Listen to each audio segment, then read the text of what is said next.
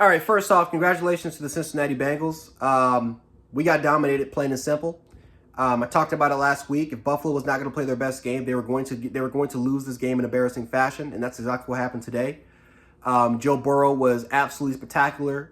They outcoached us. They outplayed us. They were just better. They were bigger than us. They were stronger than us. They were faster than us. They executed a lot more than us. Cincinnati was better in every single fashion. And even though that Damar Hamlin injury happened, let's be honest here. If Damar Hamlin never would have got hurt, we would have lost the game, and it probably would have been in similar fashion because the way that game was trending. It was almost exactly. It looked exactly like how it looked in Week 17. Cincinnati is just the better football team than us, and that really just goes to show you, man, that we have failed. This Bills organization has failed. And I know some people may call me crazy for saying that statement of going to again, multiple seasons, 3 straight 11-win seasons, two out of the last 3 years, we've had 13 wins. We've been to a conference championship. We've won at least a playoff game every single year. But guys, the way that this team has invested into themselves as far as getting as far as draft picks, as far as draft capital, as far as free agency goes, this team was a Super Bowl contender, and they have failed, and it's getting worse, guys. This team's not getting any better; it's getting worse. And I talked about this, and I have no idea why people have said that this Bills team was better than what they were last year. How can you say that? How can you say that this team was better than the last 2 teams that we had? It's been worse. Now, granted, we've been we've been killed by injuries. So has everybody else. Cincinnati went into this game losing 3 starting offensive linemen. We can't and look what they've been able to do. Kansas City's been banged up. It's the playoffs. Everyone's banged up. Everyone's hurt. There's no excuse for what happened today. But, what's so frustrating about this loss, guys, was that it's the exact... everything that we've talked about and complained about, and the reason why I'm saying we is because a lot of you guys in the comment section have said these same exact things that I've been saying, and we've voiced our frustrations, and we've had these conversations, and you guys know who you are that have talked about this in the comment section below, and I've completely agreed with you. Even outsiders looking in have said the same thing. Not having a balanced approach. Playing too conservatively on the defensive side of the ball, playing way too much fucking soft shell, playing way too much off-ball coverage, not putting pressure on the quarterback with your 4-down linemen, without Von, and this is talking about even with Von Miller, we just couldn't really put that much pressure on the quarterback. It seemed like he was the one person that was doing it all, that was doing it consistently, without the blitz. Again, injuries goes, offensive line not protecting your quarterback. Not running the football, taking way too many big chances instead of taking a lot of the underneath or some of the safer or conservative calls. Guys, everything that we've talked about happened. Everything got exposed today. There is absolutely no excuse in 30-degree weather in a very, very snowy environment that we were able to take that many damn deep chances. And the funny part is that when you take a look at Cincinnati, they had a much more balanced approach. They ran the football effectively. They took exactly what the defense was giving them. Joe Burrow had a lot of time in the pocket. He barely got pressured at all. And when he did, like I said, there was no quarterback containment. There was no quarterback containment because of the type of defense that we were in. Guys, everything that we saw today, we've seen this happen time and time and again. And once again, in the biggest stages, in the biggest moments, when you have to play against the best quarterbacks, this defense has not shown up to play. It simply hasn't showed up. The only game that I can remember, at least so far, that since we've been in the playoffs, the best quarterback that we've beaten has been Lamar Jackson. Besides that, Mac Jones and Phillip Rivers. Mac Jones, Phillip Rivers. That's it. So. Guys, I don't know. And it's honestly, like I said, this is the 3rd time of me trying to do this recording, because the first time I'm yelling, I'm screaming, and it's not even really about this game. It's about all the offseason decisions as far as the investments in our draft picks, as far as getting 4 straight defensive linemen in the NFL draft, instead of investing in your quarterback, investing in the offensive line, investing in your running attack, investing in your receiving core, investing elsewhere that can help this offense succeed. Because let's be honest, this is an offensive-driven football team.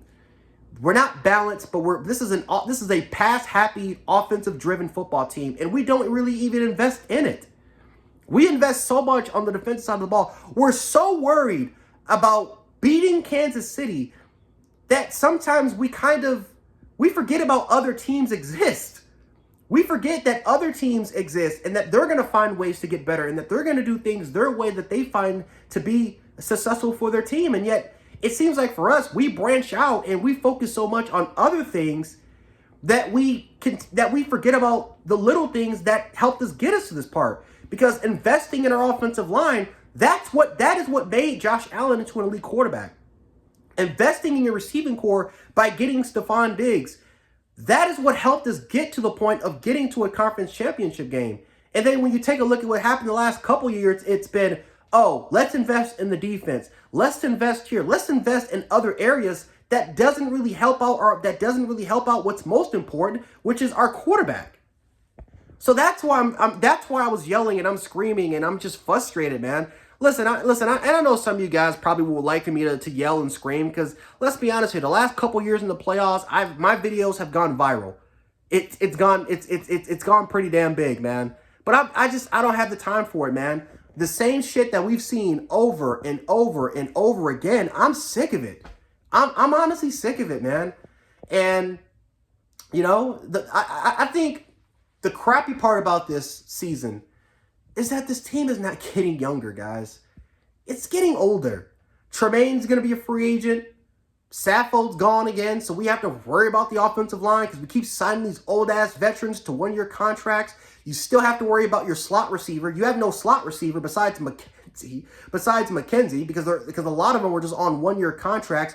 You let go Isaiah Hodgins, which was a stupid decision because it's not like he didn't perform and he just out of nowhere just performed well for the Giants. He performed well in the preseason and even as a backup receiver when he played against the Steelers, he showed up. And yet what happened? We cut him the next week after having the best game of the season for us, after having the best game of his career for the Buffalo Bills. So yeah, Jordan Poyer is gone. Micah Hyde is going to be 33. He's getting older, and he's coming off of a severe neck injury. Tre'Davious White is getting older. I don't know what the hell you do at cornerback. I think, again, you got Benford and you got Elam, but, has Elam, can he take that next step? Because guess what? You benched him the majority of the season. So, can he even really develop that much to what we want to? I don't know. Rousseau took a small step, but he's not getting, let's be honest here. He's not becoming the player that we thought he can be. Now, he's taking small steps, and maybe we just got to be patient. But like I said before, guys, I don't know if we have time for patience. We've had 3 years to wait, and now it's continuing to count for this team.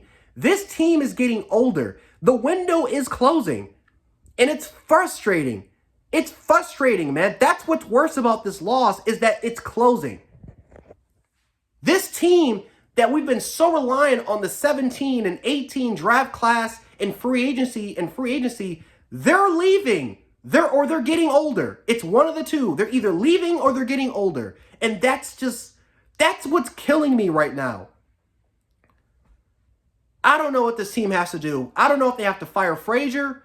I don't know if they have to, Ken Dorsey, it's not working. It's not working out with him so far. Fans are frustrated. The players are frustrated. You might have to, I don't know, man. I just don't know. I don't know. Hell, you might have to take a look at Sean McDermott.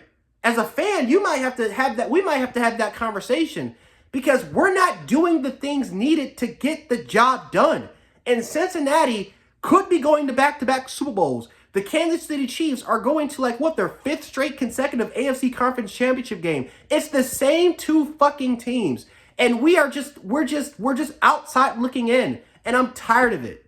I'm tired of it, man. As a Bills fan, I'm tired of losing. I'm tired of this mediocrity. I'm tired of being let down every single year. And at some point, at some point with this franchise, we have to realize that our window is closing. So this offseason is extremely crucial. It's extremely crucial. It might be the most, it might just be the most important offseason in Bills history. Because this offseason, even though we have no fucking cap space, because we've invested so much on players that are overrated as shit on this goddamn roster, but somehow, in some way, we gotta find ways to make it work.